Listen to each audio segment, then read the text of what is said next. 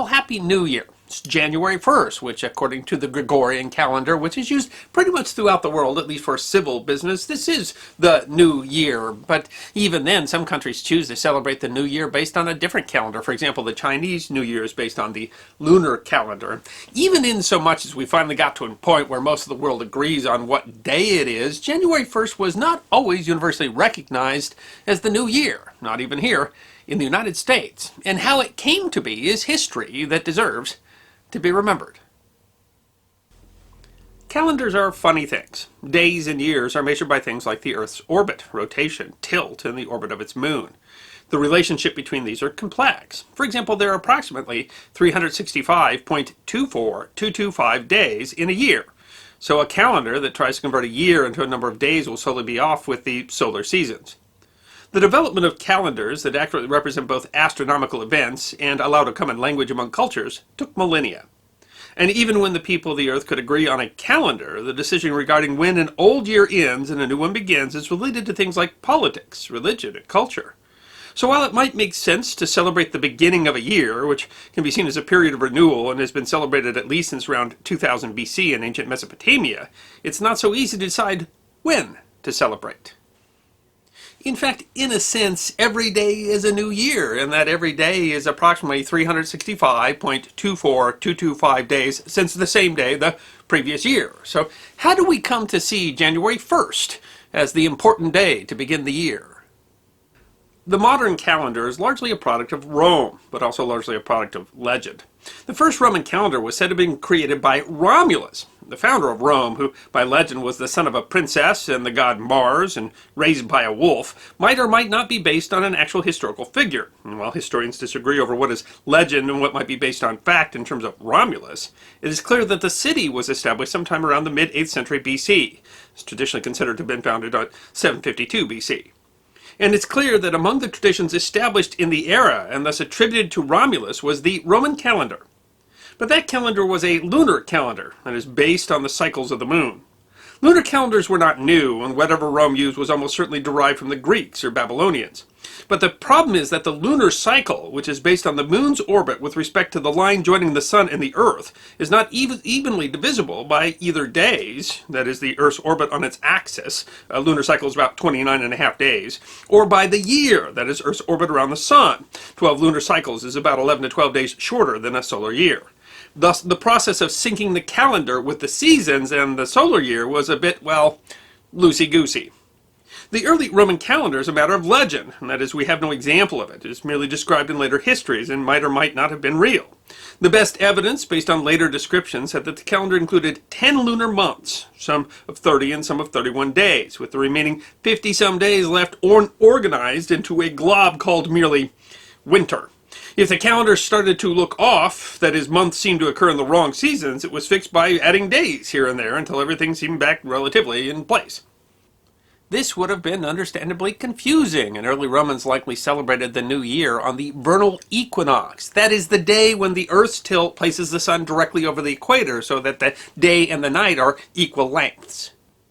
But that early Roman calendar that might not have existed was reformed by the Roman Republican calendar, which did exist, and was by legend created by the second king of Rome, Numa Pompilius, who, like Romulus, might have merely been legend or might have been based on a real person, and who ruled from around 715 BC. Numa Pompilius is considered to be the originator of a number of Rome's most important political and religious institutions. Among his reforms was to add 2 months to the calendar, which would have been less messy in that 12 lunar cycles is much closer to the length of a solar year than 10.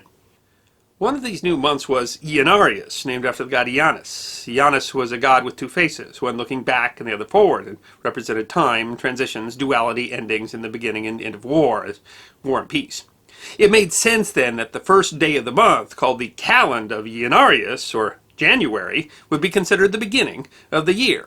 The change didn't occur immediately, and that is, some people probably continued to celebrate the vernal equinox as the new year. But recognizing the calend of Janus, or January 1st, as the beginning of the new year became much more common after 153 BC, when that became the date when new Roman consuls were inaugurated.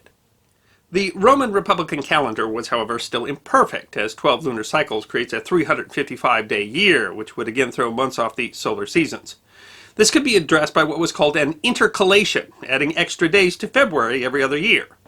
But the intercalations were not declared regularly. During wars they were sometimes forgotten. Other times they were added as a means of extending the tenure of a politician.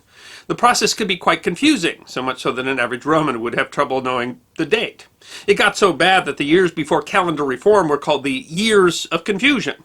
This was addressed in 46 BC with the introduction of the Julian calendar.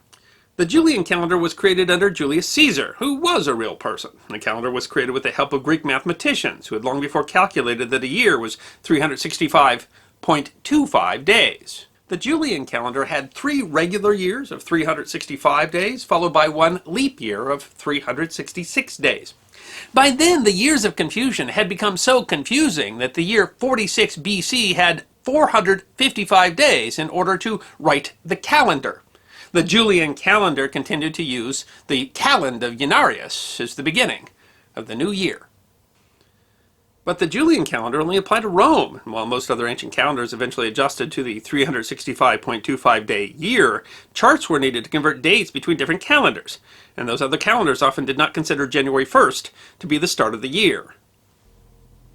But the Christianization of Rome under Constantine the Great connected the Julian calendar to faith with the liturgical calendar, the calendar that is used to track the various Christian feast days. Thus, Christian Europe adopted the Julian calendar as they were converted to Christianity. But the liturgical calendar was then a challenge to the use of January 1st as the beginning of the year. As January 1st did not have particular religious significance, many countries started to recognize important feast days as the start of the year. The medieval Catholic Church decided at the 765 Council of Tours to make Easter the beginning of the new year.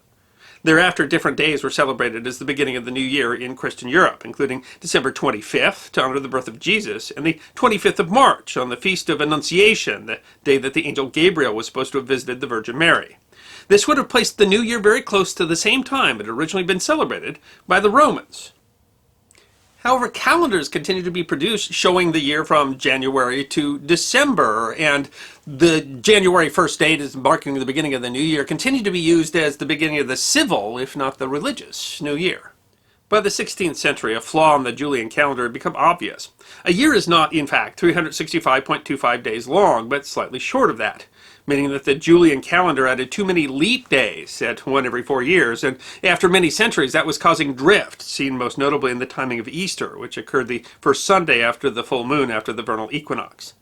The problem was addressed by Pope Gregory XIII, who squared up the difference with a 1582 reform that removed 1 leap year out of every 4 except for those years evenly divisible by 100. The papal bull that defined the Gregorian calendar did not explicitly specify January 1st as the beginning of the new year, but implied so with tables of saints' days that were listed between January 1st and December 31st. However, not all nations immediately adopted the Gregorian calendar, as the papal bull only had authority in the papal states and the Catholic Church. Many nations, especially Protestant nations, held on to the Julian calendar despite its leap year flaw. One example was Britain, including the British colonies, who doggedly refused to accept a Catholic calendar named after a pope. Even when they were finally essentially compelled to make the change in order to match other European states, they adopted the same calendar under a different name with the Calendar New Style Act of 1750, which went to the new calendar in 1753 after having to remove 11 days from 1752 to write the calendar. Prior to 1753, the British, including its American colonies, celebrated the New Year on March 25th. In fact, Britons had celebrated the New Year originally on January 1st under the Julian calendar. With Christianization of the island had moved the celebration generally to Christmas Day, December 25th, by the 7th century, and had moved it back to January 1st in 1067, and then moved it to match the Feast of Annunciation, March 25th, in 1155, where it stayed until the new calendar in 1753. Over time, the Gregorian calendar has come to be recognized almost universally, at least as the civil calendar, but many religious calendars are still maintained to represent religious dates, and the date that represents the beginning of the new year is actually celebrated on different dates in different places around the world, but still January 1st is generally considered to represent the beginning of the civil new year, and it's a date upon which the numbering of the years is based. And because of this discrepancy, some cultures actually celebrate the new year twice. One example is China. The Chinese New Year is based on a lunar calendar and occurs on the second new moon following the winter solstice, which is usually sometimes around the end of January and the beginning of February. But still, January 1st is a national holiday in China, even though it's not considered to be as important a national holiday as the Chinese New Year. Wherever you are, anywhere around the world, and whenever you celebrate the New Year, or even if you celebrate it more than once, everyone here at the History Guy wishes you a happy and prosperous 2021. I hope you enjoyed this episode of the History Guy, short snippets of forgotten history between 10 and 15 minutes long. And if you did enjoy, please go ahead and click that thumbs up button. If you have any questions or comments or suggestions for future episodes, please write those in the comment section. I will be happy to personally respond. Be sure to follow the History Guy on Facebook, Instagram, Twitter, and check out our merchandise on teespring.com. And if you'd like more episodes on forgotten history, all you need to do is subscribe.